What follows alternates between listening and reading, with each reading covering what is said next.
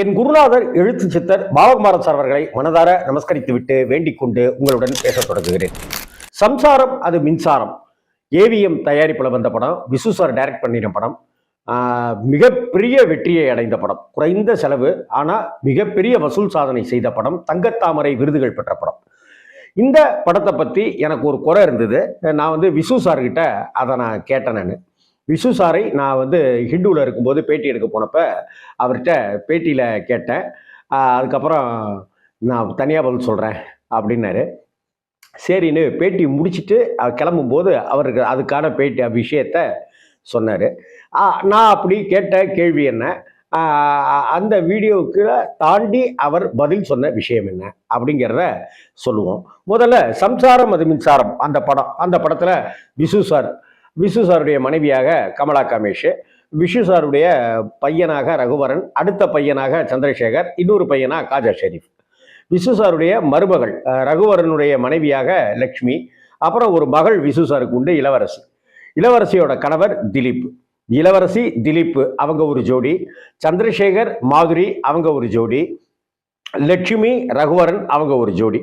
வீட்டு வேலைக்கார அம்மாவா மனோரமா. ஞாபகம் வந்துருச்சா இப்போ எல்லாமே? சரி. இப்போ இந்த சமயத்தில் காதல் திருமணம் செஞ்சுக்கிறதுனால ஒரு பிரச்சனை ஒன்று உருவாகும் அந்த குடும்பத்தில்.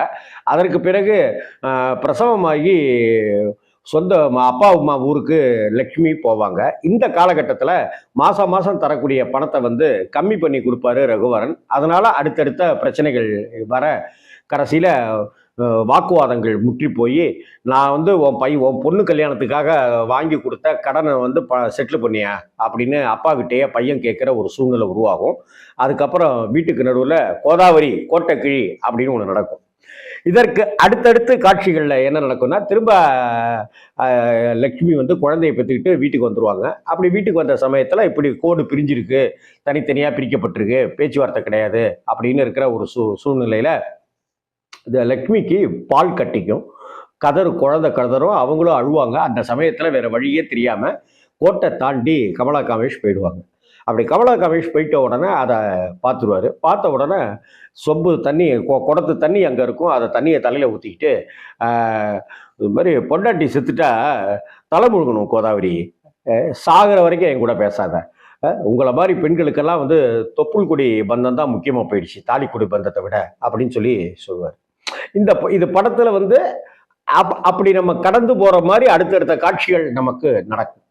அதற்கு பிறகு லக்ஷ்மி டிராமா போடுவாங்க. அந்த டிராமாவில் சந்திரசேகரும் மாதுரியும் சேருவாங்க. பையன் பாஸ் பண்ணுவான், ஹாஜா ஷெரீஃப் பாஸ் பண்ணுவான். அதே போல் இளவரசியும் திலீப்பும் திரும்ப சேர்றதுக்கு உண்டான ஒரு டிராமா நடக்கும். கண்ணம்மா கம்முனு கடை அப்படிங்கிற வசனங்கள்லாம் வரும், எல்லாம் நடக்கும். இதுக்கப்புறம் நீங்கள் படம் பார்த்துக்கிட்டே வந்தீங்கன்னாக்கா ஒவ்வொருத்தராக சேர்த்துக்கிட்டு வருவாங்க, ஒவ்வொருத்தராக நல்ல நல்ல நிலைக்கு அடைய வந்துக்கிட்டே இருப்பாங்க. ஒரு கட்டத்தில் ரகுவரனுக்கும் இதனுடைய விஷயம் புரிய ஆரம்பிக்கும். இப்படி புரிய ஆரம்பிக்கிற சமயத்தில் நம்மெல்லாம் சேர்ந்தே இருந்தாக்கா இவ்வளோ செலவு ஆகாதில்ல அப்படிங்கிற விஷயம் லக்ஷ்மி தன்னுடைய கணவர் ரகுவரனுக்கும் உணர்த்துவாங்க. இந்த சீனில் தான் பணத்தை கொண்டு கொடுப்பாரு. ஒரு டேப் ரெக்கார்டரில் பேசி வச்சிருப்பாரு. மிஸ்டர் சிதம்பரம் அப்படி இப்படின்னு சொல்லி, உங்களுக்கு நீங்கள் எனக்கு கொடுத்த பணத்தை நான் வச்சுட்டேன், நீங்கள் எப்போ காலி பண்ண போறீங்க?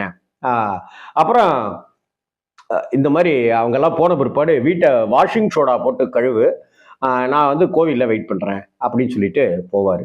அதற்கப்புறம் திரும்ப விசு சார் குழந்தைய கொண்டு போய் மனோரமா அங்கே கொடுத்துட்டு வருவாங்க. இது யாருடைய சொத்தியா நீ நினைக்கிற? இது நம்ம வீட்டுக்கு வந்ததுனால நம்ம சொத்தா, இல்லை என்ன நினைக்கிற நீனு? வாயா நீனு, இந்த குழந்தை வேணும்னு நினச்சினாக்கா நீ குழந்தைய தூக்கிட்டு வா, அப்படி இல்லை இந்த குழந்தைக்கு நமக்கு சம்மந்தம் இல்லை நினச்சினா அந்த குழந்தை எங்கேயே விட்டு வாயான்னு சொல்லிட்டு மனோரமா போயிருப்பாங்க.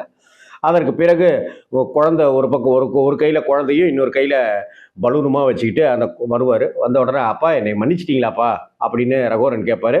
மறந்துட்டேன்டா அப்படின்னு சொல்லுவார். அதுக்கப்புறம் சேர்ந்துட்டாங்க அப்படின்னு நினச்சிருக்கும் போது, இல்லை நம்ம தனித்தனியாகவே இருப்போம், இனிமேலும் ஒரு பிரிவையோ அல்லது இனிமேலும் ஒரு சுடு சொல்லையோ தாங்க முடியாது, என்னுடைய வீட்டுக்காரருக்கு ஏதாவது ஒரு அவமானம்னா என்னால் தாங்க முடியாது, உடஞ்சிருச்சு கண்ணாடி, இனிமேல் அதை ஒட்ட வைக்க முடியாது, நீ யார், நீ சௌக்கியமா நான் சௌக்கியமானு தள்ளி நின்னே இருப்போங்கிற ஒரு கிளைமாக்ஸ் வரும்.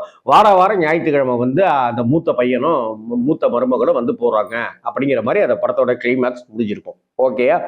இப்போ என்னுடைய கேள்வி நான் விசு சார்கிட்ட கேட்ட கேள்வி, சார் நீங்கள் எல்லாரையுமே மன்னிச்சிடுறீங்க, ஆனால் அந்த கோட்டை தாண்டிட்டு போன அந்த கோதாவரி கதாபாத்திரம், அந்த கமலா காமேஷனுடைய கதாபாத்திரம், அதை அடுத்து வெளியில வராங்க. அப்ப நீங்க பார்த்துட்டீங்க, அப்படி கோடு தாண்டி போன விஷயத்த பார்த்துட்டீங்க.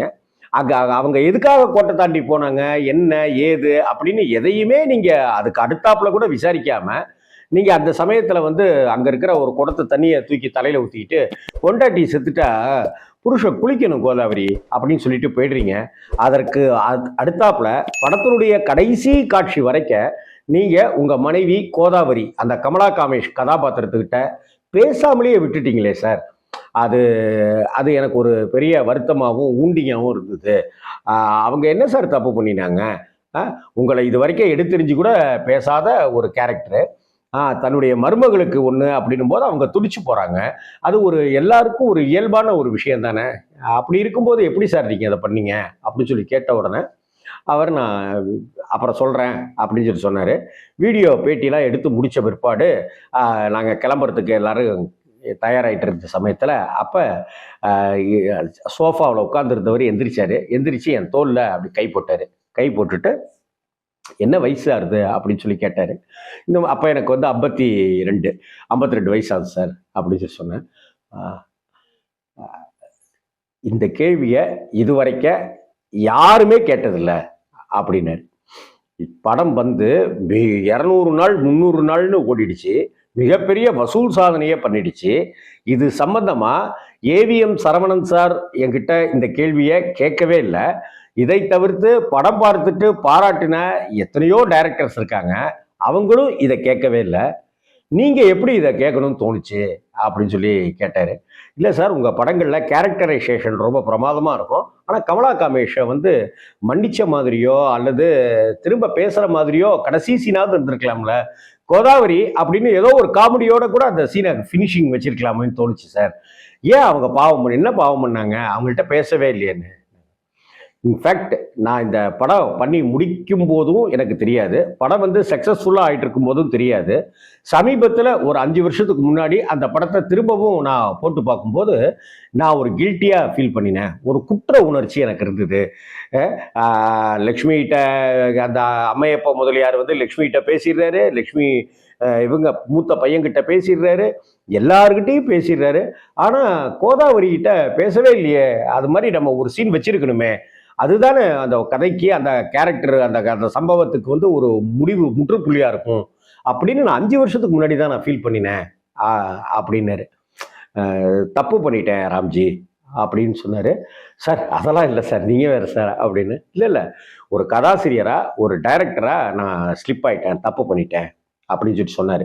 இப்போ நீங்க நான் சொன்ன விஷயத்த படம் பார்த்துட்டு யோசிச்சு பார்த்தீங்கன்னாக்கா தெரியும், ஏன் கோதாவரி கிட்ட அவர் மன்னிப்பு கேட்கல, இல்லை கோதாவரியை ஏன் மன்னிச்சு ஏத்துக்கல, ஏன் அதற்கு பிறகு எந்த ஒரு காட்சியிலுமே விசு கமலா காமேஷ் சந்திக்கிறது இருக்குமே ஒழிய பேசுறது இருக்காது, டயலாக்னு ஒன்றுமே இருக்காது. கிளைமாக்ஸில் ஏதோ ஒன்று காமெடி சொல்லி கோதாவரி அந்த கேசரி ரெடியா அப்படி இப்படின்ற மாதிரி ஏதோ ஒன்று கேட்டு கூட அதை காமெடியாக ஃபினிஷ் பண்ணியிருக்கலாமே அப்படின்னு எனக்கு தோணுச்சு. அதை நான் விசு சார்கிட்ட கேட்டேன். உங்களுக்கு அந்த காட்சி என்ன இப்போ ஃபீல் பண்ணுறீங்க அப்படிங்கிறத கூட கமெண்ட் பாக்ஸில் பதிவு பண்ணலாம். வணக்கம்.